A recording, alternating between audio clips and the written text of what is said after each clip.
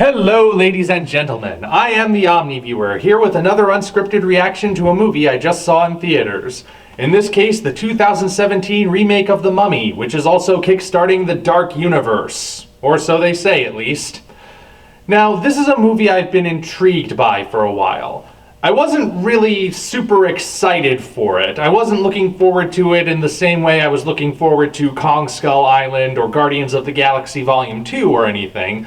But I was intrigued, because I like monster movies, and I like shared continuity movie series, and Universal Monsters was the original shared universe, way back in the 30s and 40s. So the fact that Universal was reviving it, I was intrigued.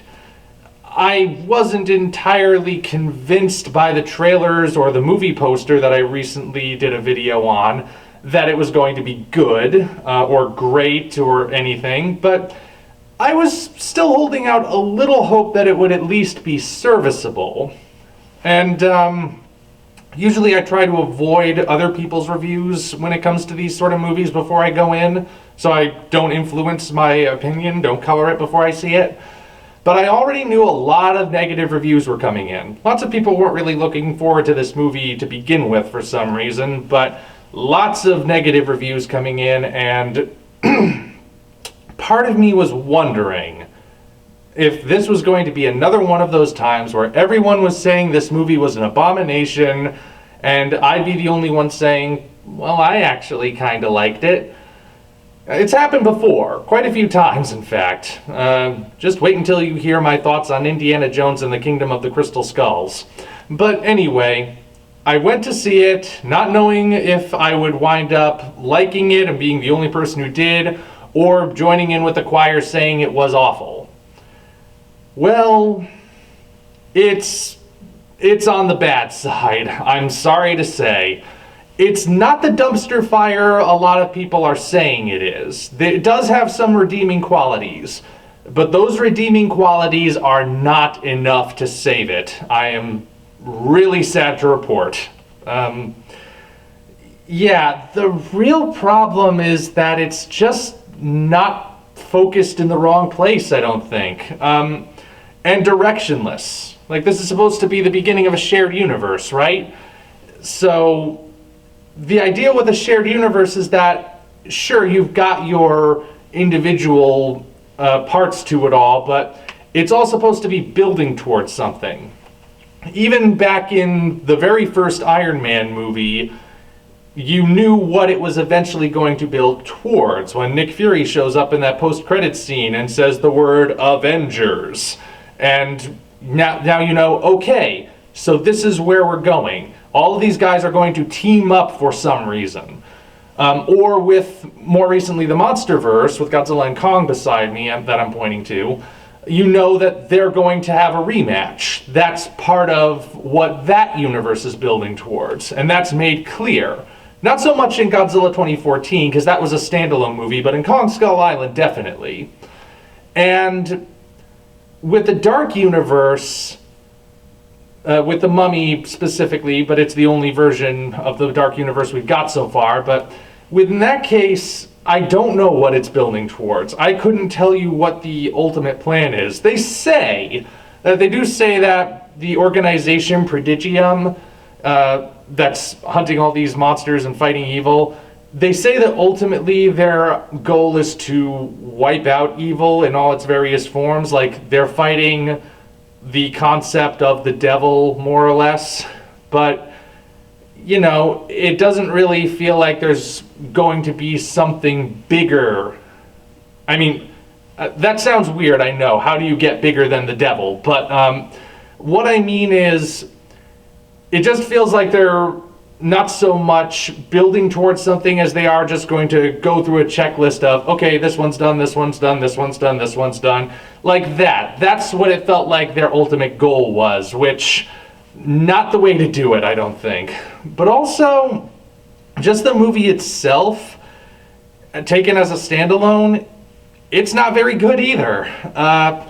Partly because it's not really a standalone, but mostly because it's not really about the mummy. The mummy's in it, of course, but ultimately it's about Tom Cruise's character, Nick Randolph Roland Ramalama Dingus, whatever it is. I'll just call him Nick, whatever. I don't really care, because I don't really care about the character. That's the problem. Who is this guy? And why are we following him when we have the Mummy and we have Dr. Jekyll?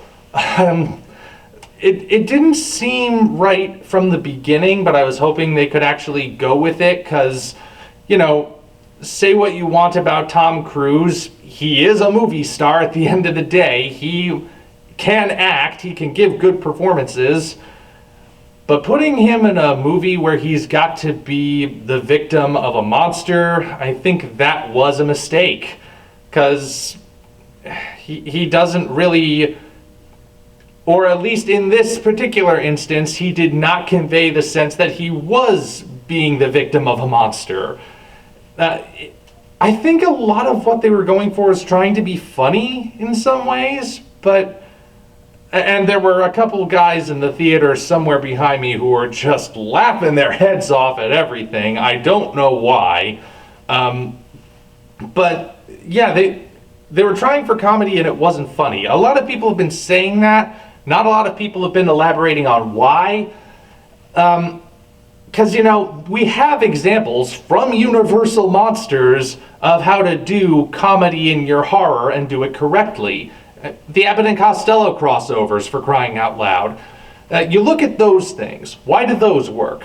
They work because even though you've got the over-the-top reactions and it's funny to see the characters going through all these silly things, as even with all the monsters around, because there are monsters around, they're still scared. You still always believe that even with the over-the-top reactions, they're having those over-the-top reactions because they're terrified, and the danger that the monsters present is not nullified. Like in Abbott and Costello Meet Frankenstein, there's that scene towards the beginning where Lou Costello brings Larry Talbot's suitcase into his room, not knowing that Talbot's a werewolf at this point, and not knowing that he's already changed.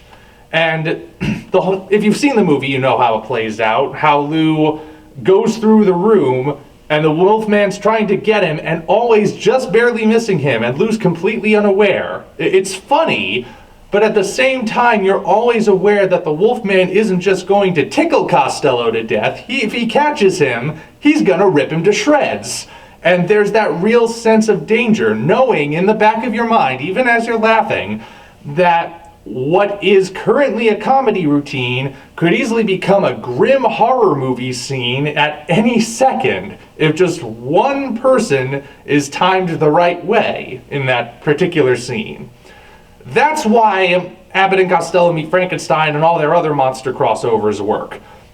Here, it doesn't, because none of the actors really who are facing the monsters convey that sense that they are scared. They convey the sense that they are confused, that they're not sure what they're looking at, but it's not the sort of what am I looking at thing you usually have with horror. It's not, oh good God, what's happening? It's more, huh? That's the attitude that all the characters are conveying, that sense of, eh? And that's not conveying a sense of terror. It's like, it creates completely the wrong sense of mood. And I know that they were being upfront that this wasn't necessarily putting the emphasis on the horror, that it was going for more of an action kind of thing. I get that. It's not an excuse, because you're still dealing with monsters. You're still dealing with things that are supposed to be scary. Even if you're not actually making a horror movie, you're still going to be scared by reanimated corpses coming towards you. And that's not the sense that I get here. And to be honest, like I said, the movie does have some redeeming qualities, and I don't want to forget about mentioning those. And I'm mentioning them now because it's going to tie back into what another really big problem is. The best parts of the movie are the ones that focus on the monsters. They're the scenes with the mummy, Princess Amenette, and they're the scenes with Dr. Henry Jekyll and Mr. Edward Hyde. It might be a little bit of a spoiler to say that Jekyll does turn into Hyde in the movie. I don't care. The scene where he does turn into Hyde finally is the best scene of the whole film.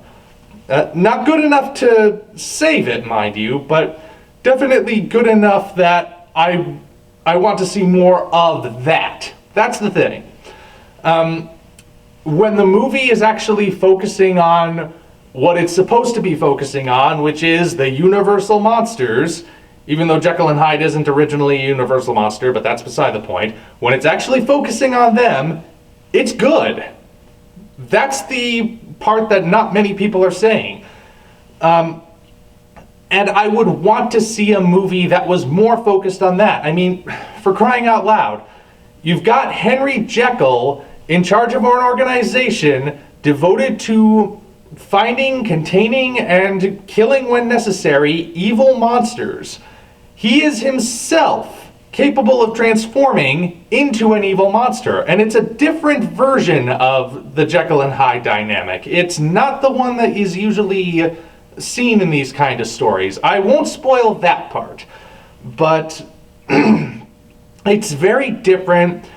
It's the sort of thing I want to see more of, especially the fact that this new interpretation and the fact that he's in charge of Prodigium means that the organization is always just that far away from being undone by its leader. And there's an interesting movie right there. That's a movie I want to see. A movie about Dr. Henry Jekyll running Prodigium, fighting these monsters, or containing them maybe for some kind of reason, and always having to know that he's got to keep his darker side, Edward Hyde, under control. Otherwise, everything goes to hell. But that's not what the movie is about. And it's not about Princess Amenette, even though she's really cool too. I mean, the fact that she is a female mummy, which, you know, back when it was first announced, that was kind of made up to be a big deal. It doesn't really affect the movie all that much. If you've seen any mummy movie, you know there's still that whole thing of the mummy is trying to seduce a modern lover, for lack of a better term, for some reason. Kind of like Dracula, but kind of not. It's exactly the same with Princess Amenette. No variation very much. Not even the fact that she is in fact a woman really changes that, which, you know, I guess that means she's being treated equally as if she were the Boris Karloff Imhotep or the Arnold Vosloo Imhotep, maybe even. But, you know, that aside, still not bad. It's a good performance, and when she's actually allowed to be the supernatural force of nature that she's clearly trying to be, again, good movie. She would make a really cool villain, just like the 1999 Mummy did, the Arnold Vosloo version. And again, that's a movie I'd want to see. Why didn't we get that? Instead, we got Tom Cruise as Nick What's-His-Face running away and being confused and just, I don't know, it didn't work. We were following this guy that we don't know, we don't care about, he's not really likable. We are not given a reason to think he should be likable. In fact, we're told quite clearly at the beginning why he is unlikable, that he was chosen by Princess Amenette to be her slave for all intents and purposes because he's unlikable, yet we're still supposed to root for him. Who cares? I came here for the monsters. I know that's the typical line you give, but seriously, we are here for the monsters, and we didn't get them. In fact, I'm going to bring this back around to Godzilla because everything on this channel somehow comes back around to Godzilla. You know all the big complaints leveled against Godzilla 2014? That Godzilla wasn't in the movie enough, and he was just a plot device, and he should have been in it more, and instead we were following a character that nobody cared about. I can usually counter all of those arguments in regards to that movie. I can make arguments as to why that's actually a misperception, or why it actually works better than you might think, or why actually Godzilla is still the focus at the end of the day. All of those arguments, however, really do apply to The Mummy, without any doubt. Because, at the end of Godzilla 2014, Godzilla, you cannot deny, no matter what you think of that movie, Godzilla kills the Mutos, Godzilla is the one the crowd is cheering for at the end, Godzilla gets the dramatic hero shot before the credits roll. Godzilla is, in fact, the hero of the movie. You cannot deny that stuff, no matter what you think of the rest of the film. You can't really call him a plot device for that reason either. But with The Mummy, you can say the opposite of all of that. The Mummy is a plot device. She doesn't really drive the plot as much as she should. She's not as much of a presence as she should be. She exists, basically, for the sake of Tom Cruise's character. And no, I'm not about to go into some sort of spiel about how that's sexist or anything, because it probably could have played out exactly the same if the genders were reversed. But at the end of the day, I'm just going to go ahead and spoil it all for you, because I don't think you're going to see this movie anyway, so stop watching this video now if you want to avoid the spoilers. But she exists basically so Tom Cruise can become a god at the end.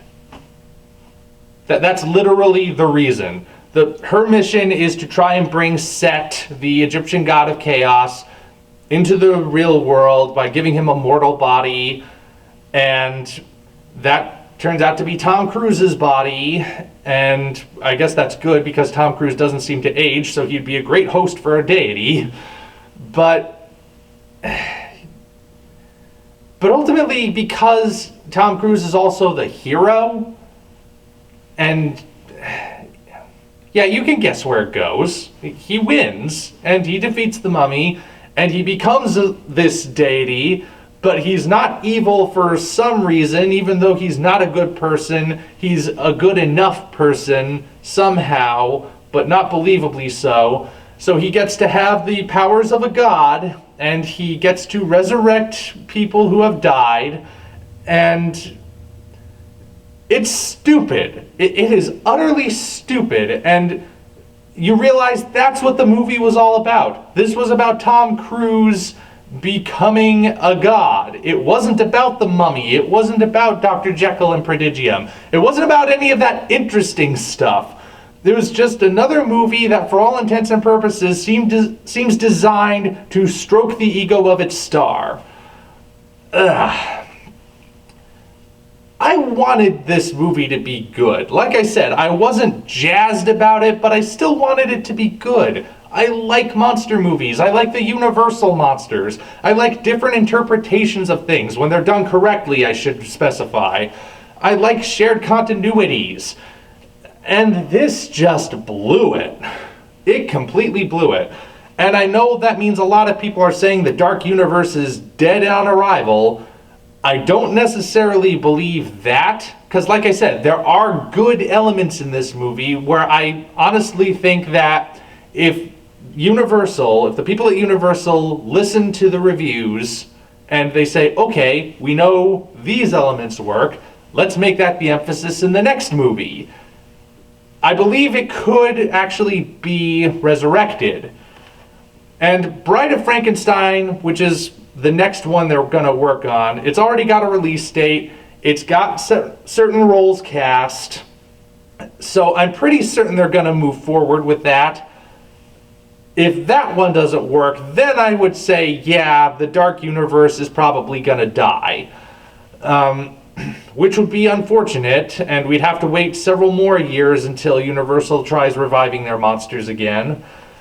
But, like I said, it could be salvaged. There is stuff from this movie that can be salvaged and placed into making a better movie next time.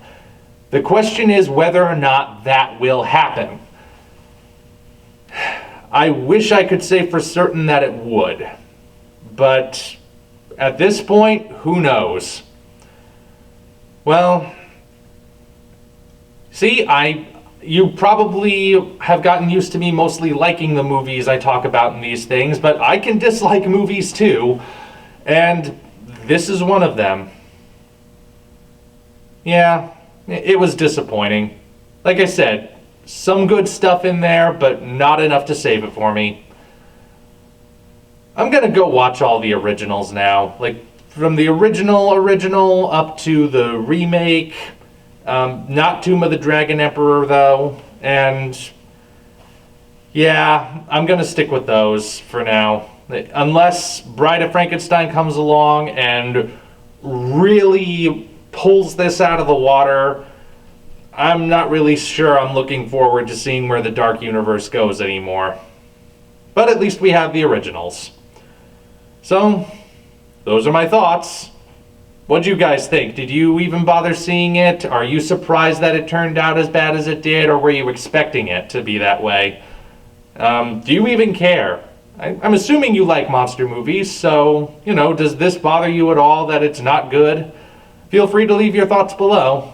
Until such time as we meet again, this is the Omni Viewer, signing off.